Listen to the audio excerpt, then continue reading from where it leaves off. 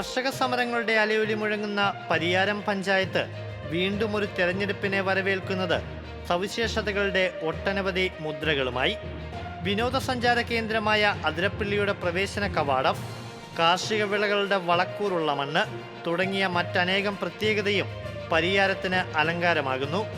കഴിഞ്ഞ 5 വർഷത്തെ തങ്ങളുടെ ഭരണം വികസന പ്രവർത്തനങ്ങളിൽ പഞ്ചായത്തിൽ വലിയ കുതിച്ചുകയറ്റമുണ്ടാക്കിയെന്ന് അവയുടെ പട്ടിക നിരത്തി LDF ചൂണ്ടിക്കാട്ടുന്നു. പ്രകടന പത്രികയിലെ വാഗ്ദാനങ്ങളിൽ ഭൂരിഭാഗവും നടപ്പാക്കാനായില്ലെന്ന് UDF ആരോപിക്കുമ്പോൾ ജനങ്ങളുടെ ക്ഷേമ പ്രവർത്തനങ്ങളിൽ ഇരുമുന്നണികൾക്കും ഒന്നും ചെയ്യാനാകുന്നില്ലെന്ന് BJPയും കുറ്റപ്പെടുത്തുന്നു. സംസ്ഥാന സർക്കാരിൻ്റെ 4 പദ്ധതികൾ കാര്യക്ഷമമായി നടപ്പാക്കാൻ പഞ്ചായത്ത് ഭരണത്തിന് കഴിഞ്ഞെന്ന് പ്രസിഡന്റ് ജനീഷ് P. ജോസ് പറഞ്ഞു. വലിയ സമര കോലാഹലങ്ങളോ അല്ലെങ്കിൽ പഞ്ചായത്ത് അത് ചെയ്തില്ല, തിരിഞ്ഞു നോക്കിയില്ല എന്നുള്ളൊരു സംവിധാനമൊന്നും ഉണ്ടാക്കാനായിട്ട് ഈ 5 വർഷക്കാലം ഇവിടെ അങ്ങനെയൊന്നും സംഭവിച്ചില്ല. എല്ലാവരും പ്രതിപക്ഷം വിമർശിക്കാൻ വേണ്ടി പറയുമെന്നല്ലാതെ വേറൊരു പ്രത്യേക ഒരു അജിറ്റേഷൻ ഇവിടെ കൊണ്ടുവരാനായിട്ട് അവർക്ക് കഴിഞ്ഞില്ല. കാരണം അത് ആ രീതിയിൽ തന്നെ അവരും കൂടി ഉൾക്കൊണ്ടാണ് ഞങ്ങളൊക്കെ പ്രവർത്തിക്കുന്നത്. പ്രത്യേകിച്ച് കുടിവെള്ളം പോലുള്ള ശരിക്കും പറഞ്ഞാൽ മറ്റ് മുൻകാലങ്ങളിലൊക്കെ ഞങ്ങളൊക്കെ ഇവിടെ സമരം ചെയ്തിട്ടുണ്ട് കുടിവെള്ളം ലഭിക്കുന്നില്ല എന്നുള്ളത്. കുടിവെള്ളം അതുപോലെ തന്നെ ഇറിഗേഷൻ്റെ കാര്യത്തിലൊക്കെ വളരെ സംതൃപ്തമായിട്ടുള്ള കാലഘട്ടമായിരുന്നു. ജനമനസ്സറിഞ്ഞ് തന്നെ ഞങ്ങൾക്ക് ഇടപെടാനും സ്കീമുകൾ നടപ്പിലാക്കാനും കുടിവെള്ളം എത്തിക്കാനും കഴിഞ്ഞു എന്നുള്ളത് തന്നെ ഏറ്റവും കൃതാർത്ഥമായിട്ടുള്ളൊരു കാര്യമാണ്. കാരണം അങ്ങനെ ഒരു എതിർപ്പും അല്ലെങ്കിൽ അങ്ങനെ വേറൊരു ജനങ്ങളുടെ ഭാഗത്തുള്ള അജിറ്റേഷൻ ആ മേഖലയിൽ ഉണ്ടായിട്ടില്ല, ഒരു മേഖല ഉണ്ടായിട്ടില്ല. പ്രത്യേകിച്ച് കുടിവെള്ള പ്രശ്നമൊക്കെ നമുക്ക് അതിരൂക്ഷമായ വേനൽക്കാലത്ത് ഉണ്ടാവേണ്ടതായിരുന്നു.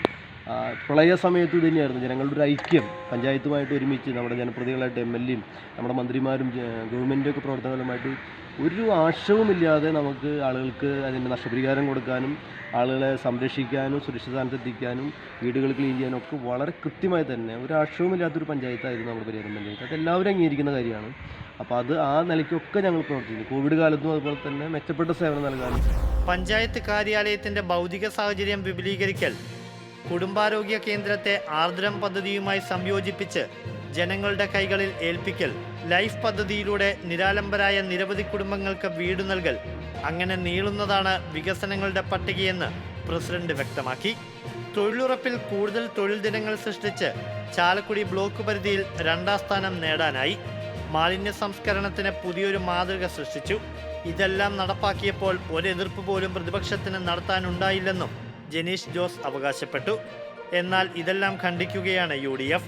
വ്യവസായ പാർക്ക് എന്ന പ്രഖ്യാപനത്തിൽ ഒരു നീക്കവും ഭരണപക്ഷത്തിന് നടത്താനായില്ലെന്ന് UDF parliamentary party leader KT Varghese ആരോപിച്ചു. പൊതുക്കളിയിടം, മാലിന്യ സംസ്കരണ പ്ലാന്റ്, പൊതുശ്മശാനം, ആധുനിക അറവുശാല എന്നീ വാഗ്ദാനങ്ങളും നിറവേറ്റാനായില്ല. സർക്കാരിന്റെ ലൈഫ് പദ്ധതിയും പരിയാരത്ത് കാര്യമായി നടപ്പാക്കാനായില്ലെന്ന് KT വർഗീസ്. പരിയാരം പഞ്ചായത്ത് ഭരണം വളരെ മോശമായിട്ടുള്ള പ്രവർത്തനമാണ് കാഴ്ചവെക്കാൻ കഴിഞ്ഞിട്ടുള്ളത്. അതിന് ഉദാഹരണമായിട്ട് മാർക്സിസ്റ്റ് പാർട്ടി ഇവിടെ ഇടതുപക്ഷ മുന്നണി പല വാഗ്ദാനങ്ങളും പറഞ്ഞിരുന്നു, പൊള്ളയായ വാഗ്ദാനങ്ങൾ. ആ വാഗ്ദാനങ്ങൾ ഒന്നും ഈ പഞ്ചായത്ത് കമ്മിറ്റി പ്രസിഡന്റിന് നടപ്പാക്കാൻ കഴിഞ്ഞില്ല. ഒന്ന്, വ്യവസായ പാർക്ക്, വലിയൊരു വ്യവസായ പാർക്ക് തുടക്കും എന്ന് പറഞ്ഞ് ഫണ്ടുകൾ പലതും മാറ്റിവെച്ചെങ്കിലും വ്യവസായ പാർക്കിന് സ്ഥലം വാങ്ങാനോ അതിനുള്ള പ്രവർത്തനം നടത്താനോ കഴിഞ്ഞിട്ടില്ല. അതോടൊപ്പം തന്നെ മാലിന്യ സംസ്കരണ പ്ലാന്റ് ലക്ഷങ്ങൾ മാറ്റിവെച്ചു. സംസ്കരണ പ്ലാന്റ് നിർമ്മിക്കുമെന്ന് പറഞ്ഞ് ഫണ്ട് മാറ്റിവെച്ചെങ്കിലും നിർമ്മിക്കാൻ കഴിഞ്ഞില്ല. അത് ഈ പഞ്ചായത്ത് കമ്മിറ്റിയുടെ ബലഹീനതയാണ്. അതോടൊപ്പം തന്നെ ഗ്രൗണ്ട് നിർമ്മാണം, ഒരു ഗ്രൗണ്ട് ഇവിടെ ഞങ്ങൾ പരിഷ്കൃതമായിട്ട് നടപ്പാക്കും എന്ന് പറഞ്ഞെങ്കിലും അതും നടപ്പാക്കാൻ കഴിഞ്ഞില്ല. ഇരു മുന്നണികളും പരിയാരത്തിന് വേണ്ടി കാതലായ മാറ്റം ഉണ്ടാക്കിയില്ലെന്നാണ് BJPയുടെ പ്രധാന ആരോപണം. അത് അർഹതപ്പെട്ടവർക്ക് ഇന്നുവരെ കിട്ടിയിട്ടില്ല. വീടായാലും ഒരുപാട് പദ്ധതികൾ. അതിലൊരു ഉദാഹരണം ഞാനല്ല, എൻ്റെ അമ്മയ്ക്ക് വീട് പാസ്സായിട്ട് ഇപ്പോഴും ആ നിലവിൽ ആ വീട് കിട്ടിയിട്ടില്ല. അപ്പോൾ അവർ പറയുന്നത് അതിപ്പോൾ ലിസ്റ്റിലില്ല, അങ്ങനെയാണ്, ഇനി വരുമ്പോൾ റെഡിയാക്കി എന്നൊക്കെയാണ് പറഞ്ഞിട്ട് ഒരു ഇത് നടക്കുന്നത്. നമ്മുടെ ഭരണം, നമ്മളൊരു ഭരണത്തിൽ വന്നു കഴിഞ്ഞാൽ നമ്മൾ അതേമാതിരി അല്ല നോക്കുന്നത്. നമ്മൾ അർഹതപ്പെട്ടവന് എന്തായാലും നമ്മൾ അർഹതപ്പെട്ടവന് കൊടുത്തിരിക്കും. ഇരു മുന്നണികളെയും മാറി മാറി ഭരണത്തിന് അവസരം നൽകിയ ചരിത്രമാണ് പരിയാരം പഞ്ചായത്തിനുള്ളത്. 15 സീറ്റിൽ 9 നേടിയാണ് ഇത്തവണ LDF ഭരണത്തിലേറിയത്. CPM-ന് 7, CPI-ക്ക് 2 സീറ്റുകൾ ഉണ്ടായിരുന്നു. ബാക്കി 6 കോൺഗ്രസിന്റെ കൈകളിലും. എന്നാൽ ഇക്കുറി മുന്നണിയിലേക്കെത്തിയ LJDക്ക് കൂടി LDFിൽ സീറ്റ് നൽകണം. പഞ്ചായത്തിന്റെ കിഴക്കൻ മേഖലയിൽ വലിയ സ്വാധീനമുള്ള LJDയുടെ വരവ് ഭരണം നിലനിർത്താൻ ഇക്കുറി തങ്ങൾക്ക് കഴിയുമെന്ന തികഞ്ഞ ആത്മവിശ്വാസത്തിലാണ് LDF. എന്നാൽ ഭരണത്തിൽ അസംതൃപ്തരായ ജനങ്ങൾ തങ്ങളെ അനുകൂലിക്കുമെന്ന UDFും കണക്കുകൂട്ടുന്നു.